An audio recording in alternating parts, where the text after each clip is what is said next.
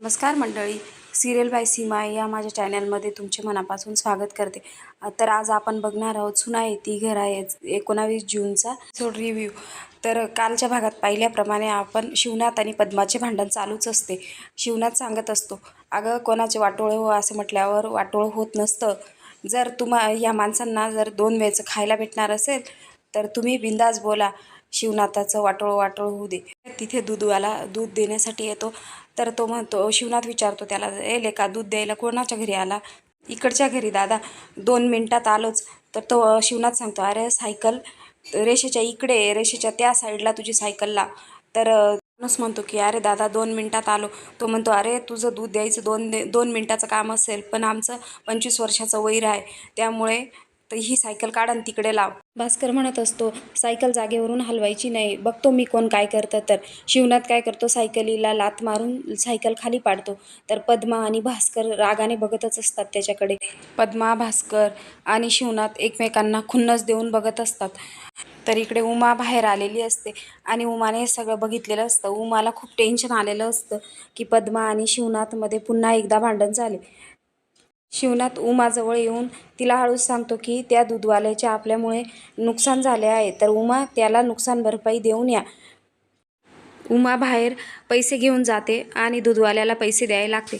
तर दूधवाल्याला सांगते, दादा हे तुमचे पैसे घ्या, आमच्यामुळे तुमचं नुकसान झालं आहे. दूधवाला सांगतो की ताई मला पैसे नको आहेत, राहू द्या तुमचे पैसे. तर मला बघून पद्मा घरात निघून जाते रागानेच. दूधवाला सांगतो की ताई मला पैसे नको आहेत, तुमचे मालक मनाने खूप चांगले आहेत, त्यांचा स्वभाव सगळ्यांना माहिती आहे. खरं तर ते ह्या घरचे जावई आहेत, पण राग आणि अख्ख्या गावाला माहिती, त्यामुळे पैसे राहू द्या, पैसे नको आहेत मला. तर उमा सांगते, नका पैसे घ्या, त्यांच्यामुळे कोणाचं तरी नुकसान झालं हे त्यांना आवडणार नाही. असे म्हणून उमा त्या दूधवाल्याच्या हातात पैसे ठेवून निघून जाते. तर इकडे शिवनाथ घरात आलेला असतो. शिवनाथ उमाला आवाज देत असतो. तर इकडे घरात मुलं वेदा, श्री आणि माधव हे तिघेही कुजबुजत असतात. राघव घरात नाही, आता काय करायचे. उमा पण टेन्शनमध्ये आलेली असते की राघव घरात नाही, आता यांना काय उत्तर देऊ, असं म्हणून चौघेही टेन्शनमध्ये असतात. तेवढ्यात शिवनाथ येतो आणि शिवनाथ म्हणतो की आले का सगळे. तेवढ्यात त्याला खुर्ची रिकामी दिसते राघवची आणि म्हणतो, राघव कुठे आहे? तर उमा सांगते, तो झोपला आहे. खरंच झोपला आहे? अहो अभ्यास करत होता तो रात्रभर, असं म्हणून हसायला लागते. पण हे काही शिवनाथला पटत नाही. शिवनाथ म्हणतो, अभ्यास आणि राघव, बरं चांगलं आहे, चला तर मग बघूया आपण किती अभ्यास झाला, त्याची झोप झाली का नाही. वेदाला तेवढ्याच सांगतो की छडी आण बाळा, छडी आण. तर वेदा शांत बसलेली असते. शिवनाथ जोरात ओरडून वेदाला सांगतो, वेदा छडी आण. तेव्हा वेदा छडी आणते आणि इकडे रूममध्ये येतात. तर बघतात तर काय, इथे फक्त उशा ठेवलेल्या असतात ना त्या. शिवनाथ राघवला आवाज देतो, राघव उठ, राघव उठ. पण राघव काय उठत नाही. छडीने मारूनही राघव उठत नसल्यामुळे राघव तोंडावरचे ब्लँकेट काढतो. तर बघायला जातो तर काय तिथे उशा असतात. उमा असं दाखवते की तिने आत्ताच पाहिलं. उमाला तर धक्काच बसल्यासारखं जाणवतं आणि मुलंही एकदम घाबरलेले असतात. वेदा, श्री, माधव तिघंही मुलं घाबरलेली असतात आणि उमा तर खूपच नाटक करत असते की मला काही माहितीच नाही. उमा म्हणत असते की कधी काय सुचेल ना ह्या मुलाला, काही सांगताच येत नाही. तेवढ्यात शिवनाथ विचारतो, हे कोणी ठेवलं? तर ती मुलांकडे बघते. मुलं खाली मान घालून उभे असतात. तर मुलं काही बोलत नाही आणि नंतर मग मुलं खुणावतात की आईने केले. मग शिवनाथ तिच्याकडे बघतच असतो रागाने. तेवढ्यात उमा म्हणते, मी नाही. तर शिवनाथ सांगतो की हे तुम्हीच केलं आहे, मला माहिती आहे. असं म्हणून उमा शांत राहते. उमा काहीच बोलत नाही आणि मुलंही शांत राहतात. तर इकडे राघव बॅनर लावायला जागा शोधत असतो आणि मामाला म्हणत असतो की आता बॅनर कुठे लावायचं. मामा म्हणतो, अरे बॅनर लावायला तर कुठे जागाच नाही. तेवढ्यात राघवच्या डोक्यात आयडिया येते की हा पद्माचा बॅनर काढून आपण तिथे आई आप्पांच्या लग्नाच्या वाढदिवसाचा बॅनर लावूया. तर तेवढ्यात तो राघव म्हणतो की जागा सापडली. जागा कुठे? मामा विचारतो. तर मामाला सांगतो की हा बॅनर खाली उतरवायचा आणि आई आप्पांचा बॅनर इथेच लावायचा. मामा म्हणतो, राघव तू लई भारी आहे रे, राघव तुला लई झ्याक आयडिया सुचली, असं म्हणतो आणि 2 माणसांना बोलवतो. तर ते पद्माचं बॅनर असतं ते खाली पाडून तिथे आई आप्पांचं बॅनर लावायला जातो. तर इकडे भास्करची मुलगी केक आणण्यासाठी दुकानात आलेली असते आणि ती केकवर नाव टाकायला लावते, हॅपी बर्थडे पद्मा आत्या असं नाव टाकायला लावते. ती केक घेऊन बाहेर येते. गाडीवरून जात असताना तिला दिसते की पद्मा आत्याचे बॅनर खाली पडलेले आहे आणि वरती आई आप्पांचे बॅनर लावलेले आहेत. ते बघते आणि मग राघव तिला दिसत नाही. तेव्हा ती म्हणते, ही हिंमत कोणाची झाली माझ्या आत्तीचं बॅनर काढून ह्या आई आप्पांचं बॅनर लावायची. तर इकडे राघव आणि मामा खूप हसत असतात एकमेकांना सांगून की आता कसं भारी लागलं बॅनर, असं म्हणून खूप हसत असतात. तेवढ्यात ती पद्माचं बॅनर खाली पडलेलं बघून भास्करच्या मुलीला खूप राग आलेला असतो आणि ती म्हणते, आता बघतेच मी कोणाची हिंमत झाली माझ्या आत्याचं बॅनर खाली टाकून यांचं बॅनर लावायची. तर ती खाली उतरून एका गाडीच्या चाकाची हवा काढत असते. तिला वाटलं की राघवचीच गाडी आहे म्हणून ती त्या चाकाची हवा काढत असते. तेवढ्यात राघवचं लक्ष जातं आणि राघव म्हणतो, ए तू हवा का बरं काढते? तर ती सांगते, तू माझ्या आत्तीच्या बॅनर काढून तुझ्या आई आप्पांचं बॅनर का लावलं? तर तो म्हणतो, मला आवडली जागा, मला ते बॅनर पण आवडलं म्हणून मी ते काढलं आणि तिथं माझ्या आई आप्पांचं बॅनर लावलं. तर राघव आणि मामा एकमेकांकडे बघून हसत असतात. राघव तिला म्हणतो, ए पावडरचा डब्बा. ती म्हणते, ए चिरकुट, मी पावडरचा डब्बा, मला पावडरचा डब्बा बोलतो. तो म्हणतो, पावडरचा डब्बा नाही, तू अख्खा लाली लिपस्टिकचा कारखानाच आहे म्हणून तुला पावडरचा डब्बा नको बोलू तर काय बोलू? आणि म्हणतो की तू गाडीची हवा काढली, पण ती गाडी कोणाची होती? माझी नव्हती. मग त्याची गाडी दाखवतो. तर हे दोघेही खूप हसायला लागतात, मामा आणि राघव. तिला तर खूप राग आलेला असतो राघवचा, पण खूप हसत असतो. आणि ती म्हणते, ए तू कशाला हसतो रे?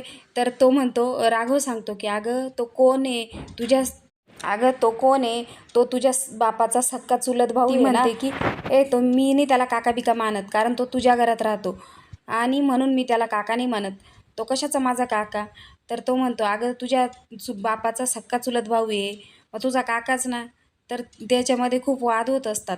भास्करची मुलगी म्हणत असते, तू हे जे काही केलं ना ते तुला फार महागात पडेल, सांगून ठेवते तुला. तो म्हणतो, ए जा, तुला काय करायचं ते कर, मी नाही तुला घाबरत. यांचं भांडण बघून मामाला खूप हसायला येत असतं आणि भास्करच्या मुलीला खूप राग आलेला असतो. तर ती म्हणते, बघतेच मी तुला, आता मी जाते पण तुला बघतेच मी, असं म्हणून ती रागारागाने निघून जाते.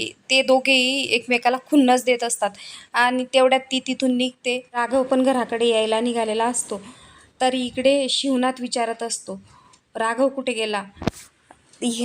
तो खूप चिडलेला असतो. उमा तर काहीच बोलत नाही. उमा म्हणते, मलाच माहिती नाही आहो. शिवनाथ खूप चिडलेला असतो. मुलंही खूप घाबरलेली असतात की आता आप्पा काय करतील. तेवढ्यात राघव येतो आणि राघवकडे रागाने बघत असतो शिवनाथ. तर राघवला विचारतो की हे काय? तर तेवढ्यात त्याला ते बॅनर दिसते. ते बॅनर बघून शिवनाथ खूप चिडतो आणि राघवच्या सणसणीत एक थोबाडीत देतो आणि म्हणतो की तुला माहिती आहे ना, आम्ही लग्नाचा वाढदिवस साजरा करत नाही. लग्नाचा वाढदिवस साजरा केला तर तुझ्या आईला किती वाईट वाटतं. तर राघव म्हणतो, हे तुमचं म्हणणं झालं, पण जर आईला लग्नाचा वाढदिवस साजरा करायचा असेल तर हे तुम्ही कसं काय ठरवतात? तर शिवनाथला हे ऐकून खूप राग आलेला असतो आणि शिवनाथ म्हणतो, तू बापाला शिकवणार? राघव म्हणतो की तुम्ही कधी आईला विचारले का तुला वाढदिवस साजरा करायचा आहे की नाही? तर असं म्हणून राघवच्या परत एकदा थोबाडीत देतो. तर वेदा, माधव, श्री यांना तर धक्काच बसलेला असतो. तेवढ्यात उमा आडवी जाते आणि उमा म्हणते, अहो बस करा आता. अगं उमा हा बापाला शिकवायला निघालाय. याला माहिती आहे का आपण लग्नाचा वाढदिवस का साजरा करत नाही? कारण अरे 25 वर्षापूर्वी आजच्या दिवशी पद्माताई आणि तुझ्या आईचे नाते खराब झाले. त्यांच्यामध्ये वैराकार आला. त्यामुळे ती लग्नाचा वाढदिवस साजरा करत नाही. एवढं तरी तुला कळायला पाहिजे होतं. तिला परत त्या जखमा उकरून काढायच्या नसतात म्हणून ती लग्नाचा वाढदिवस साजरा करत नाही. राघव म्हणत असतो की आजच्या दिवशी तर पद्मा मावशीचा पण वाढदिवस असतो ना, तर ती दरवर्षी थाटामाटात कशी साजरा करते आणि तुम्ही का लग्नाचा वाढदिवस साजरा करायचा नाही? तेव्हा माधव सांगतो की तिच्या मनात फक्त वैर आहे तुझ्या आईबद्दल, पण तुझ्या आईच्या मनात तसं नाही. तिला आज बी पद्माबद्दल तेवढंच प्रेम आहे. म्हणून तुझ्या आईला नको वाटतं त्याच आठवणी, तेच सगळे जुने दुखणी ते उकरायला आणि त्या उकरून तिला किती त्रास होतो.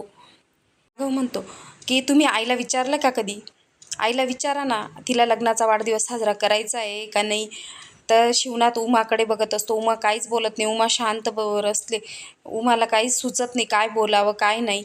तर उमा शांत असते आणि राघवला शांत करत असते की तू काही बोलू नको, अजून ते चिडतील. तर माधव, श्री आणि वेदा खूप घाबरलेले असतात की आता आप्पा काय करतील आणि काय नाही. खूपच वेदाला तर खूपच टेन्शन आलेले असते. शिवनाथ ते बॅनर हातात घेऊन म्हणतो, हे बॅनर घरात राहणार नाही, आणि रागारागाने बाहेर येतो. बाहेर आल्यावर ते बॅनर घेतो आणि रागारागानेच बाहेर येतो. उमा त्याला म्हणत असते, अहो आता काय करणार आहे, अहो काय करणार आहे, पण शिवनाथ काही बोलत नाही आणि शिवनाथ रागारागाने ते बॅनर बाहेर घेऊन तर इकडे पद्माच्या घरी तिच्या वाढदिवसाची तयारी चालू असते. तर इकडे वहिनी, भास्कर, आई पद्माला वाढदिवसाच्या शुभेच्छा देत असतात आणि तेवढ्यात भास्करची मुलगी तिला केक घेऊन येते आणि तिला मिठी मारते आणि म्हणते, वाढदिवसाच्या खूप खूप शुभेच्छा आतू, असं म्हणून ती तिला मिठी मारते. तरी हे बाकी सर्व म्हणतात की चला आपण केक कट करून घेऊया. पद्मा खूप खुश असते. पद्मा म्हणते, हो हो आपण केक कट करून घेऊया. तर इकडे पद्मा केक कट करणार असते, तितक्यात इकडून राघव बॅनर फेकतो. तो बॅनर जाऊन डायरेक्ट पद्माच्या केकजवळच पडतो. तर पद्माला खूप राग येतो. पद्मा ते बॅनर बघते, तिथे लग्नाच्या वाढदिवसाच्या हार्दिक शुभेच्छा आई आप्पा असे लिहिलेले असते. तर ही इकडे भास्करची मुलगी तर खूप घाबरलेली असते, हे अचानक काय झाले. आणि तेवढ्यात पद्मा ते फोटो बघून भास्कर, पद्मा खूप चिडलेले असतात. इकडे आई पण घाबरलेल्या असतात. आईला असं वाटतं की आता परत यांच्या दोघी बहिणींमध्ये वाद होती. पद्मा तर खूप संतापलेली असते. आणि आजचा भाग इथेच संपतो. उद्याच्या भागात आपण बघणार आहोत की पद्मा ते बॅनर घेऊन बाहेर आलेली असते. ते पद्मा बॅनर खाली फेकते आणि तेवढ्यात भास्कर त्याला आग लावतो आणि ते बॅनर जाळून टाकतो. तेवढ्यात इकडून राघव, शिवनाथ सगळे बाहेर आलेले असतात आणि म्हणत असतो की माझ्या बायकोला काही बोलायचं नाही. तर पद्मा म्हणते, बोलणार का बोलणार नाही, हिच्या भिकेच्या डोहाळ्यापायी माझा संसाराचं स्वप्न उद्ध्वस्त झालं. मी बिना लग्नाची इथं बसली, हिचं संसाराचं सुख हिला पूर्ण मिळालं आणि मी इथं बिना लग्नाची बसली. तर शिवनाथ काहीच बोलत नाही.